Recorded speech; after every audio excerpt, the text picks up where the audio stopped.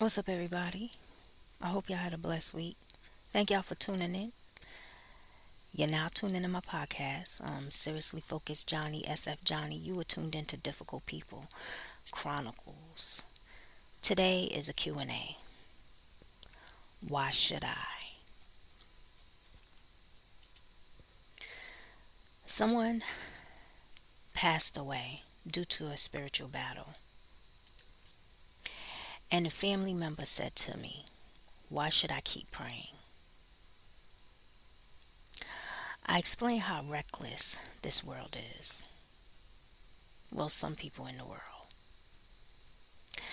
Then I told her a story about someone else. This person at the time did not want to believe in the spiritual realm and that everything starts in the spiritual before it comes into the natural. Meaning, when a person goes to sleep in dreams and they see something crazy happening in their dream, it'll start in the spiritual. And if they don't cancel that dream, it manifests in the natural. Then I explained how this man stopped praying constantly. It was like his prayer was on and off. Every time I said, "Did you pray?" He was like, "Yeah, no, yeah, no." And he got angry because when things fell apart, he felt like he failed at helping his loved one because he didn't believe.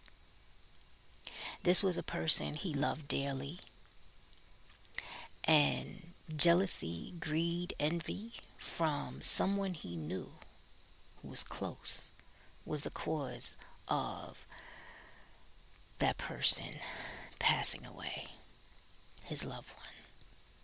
In the middle of this person's battle with sickness, he gave up and he felt like it was a done deal. He wasn't putting much into his prayers, like I said, like in the beginning. Like in the beginning, he was all in. He needed faith, that continuous faith. You have to believe what you cannot see. I'm going to repeat that. When it comes to situations, warfare, hardship, and you're praying, praying, praying, you have to believe what you cannot see. He prayed, but mentally, and his words, he already declared his loved one as dead. After his loved one passed away, I told him to keep praying. I told him to keep praying. I explained that nowadays the enemy is relentless at taking someone down. They don't stop. Example is like a race. And let's say the other party loses.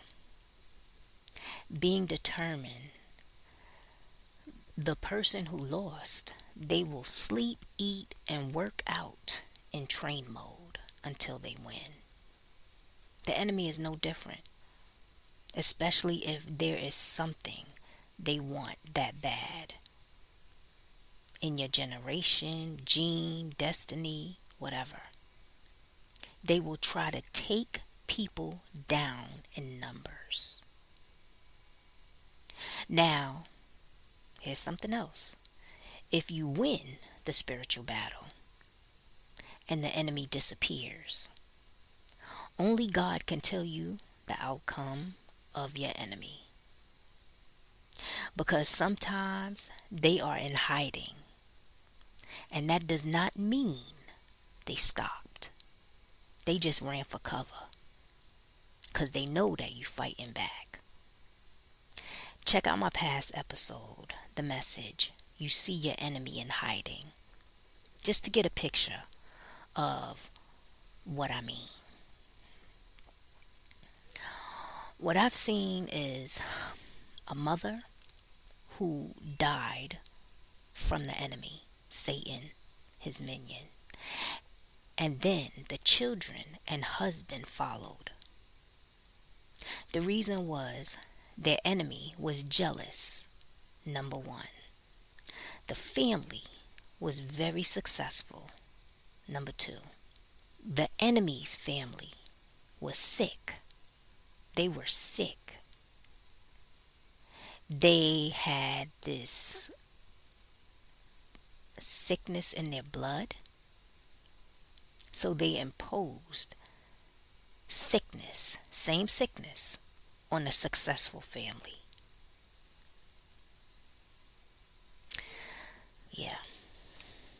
So here's a tip. Rule of thumb. Let's say you didn't know what you know now. God forbid. Because, like I said, I understand some things learned. You learn at a later date. Some learn some things when it's too late. Because a lot of people are not talking about it the way they should. If you didn't have social media and a lot of different avenues, books, people writing books, and pastors not afraid to talk about it, people not afraid to give you their testimony and how they overcame certain things, you will have a lot more people dying and not fighting. You will have a lot more people giving up to the enemy. So let's say someone passed due to a spiritual warfare in their family, God forbid. Or you know someone whose marriage or destiny was delayed, God forbid. Or you saw someone, God forbid, being destroyed by the enemy. Pray for the victims' protection, yours, your family, and those around you. Reason is, when the enemy feels they have gotten away with something, they feel powerful, more powerful than God. But God is more powerful than man and the enemy. And they will be stopped. But you have to pray, stand, declare that you're going to live and not die, and fight. That is why I say you never know who is fighting on your behalf. Especially when you don't know everything when it comes to spiritual warfare, or someone sees something that's happening to you. You never know who is fighting on your behalf. See, people are so quick to, I would say, they not looking at situations from a spiritual perspective a lot of times. And yeah, they quick to judge. But the picture is not always what it seems. And a lot of times the enemy gets away with murder.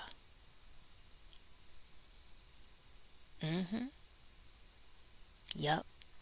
Even in certain cases that I see, when you see the person that got arrested for doing the crime, and sometimes they get on the stand and they don't even know why they did what they did. They don't know why.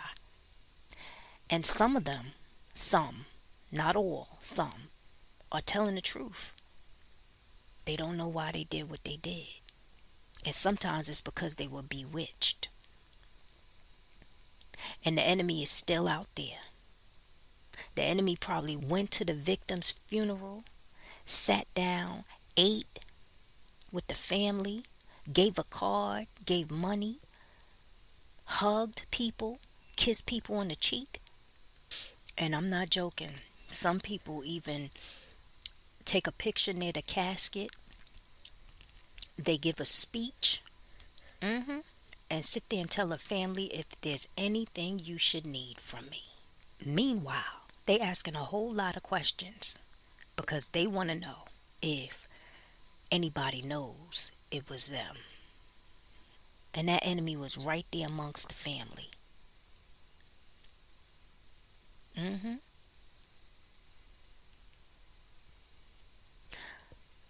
Just like how the person that did the crime went to jail, the person who bewitched that person needs to go to jail.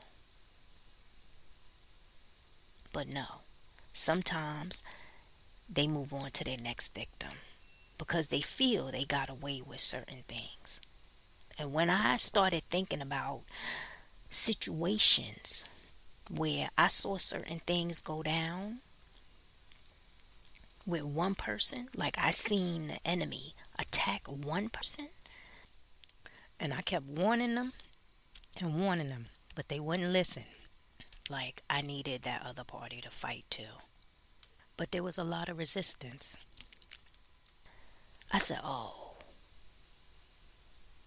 I said, oh, there's not going to be another. Because this person, you know, wow, th- there's some things I can't talk about for right now, but I'm going to get to it soon, one day. hmm I've seen people take away promotions from certain people, food out of their mouth. And every time they want a little more, they move along to the next victim. And they walk around with a smile on their face like they can't be touched or nobody sees them. Even impose debt and expenses and death on. Man, listen, you don't even know. hmm And they just continue. And the reason I say don't stop praying, because you don't want that enemy to come for you. God forbid. hmm when people get reckless like that, they feel so powerful they go after everybody. They don't even care if you got a brand new pair of shoes or you got a brand new car, and they just automatically get jealous, or it's just something they want. They might want the same car you have, God forbid, and then they impose something on because that's what they want. Yep. You don't get surprised at the things that the enemy do. With that said, if someone out there needs a prayer, email me and give me some time to get back to you. I've been getting a lot of junk mail. I don't know why these people chose to keep on emailing me, even when they posed as a person wanting service. But what they really wanted was for me to buy something from them. So they trying to sell me something that is outside of what I do. And now every other day I'm getting emails. 2 and 3. I don't know what they don't understand when I say I'm not interested. And then I block them and then I get another email.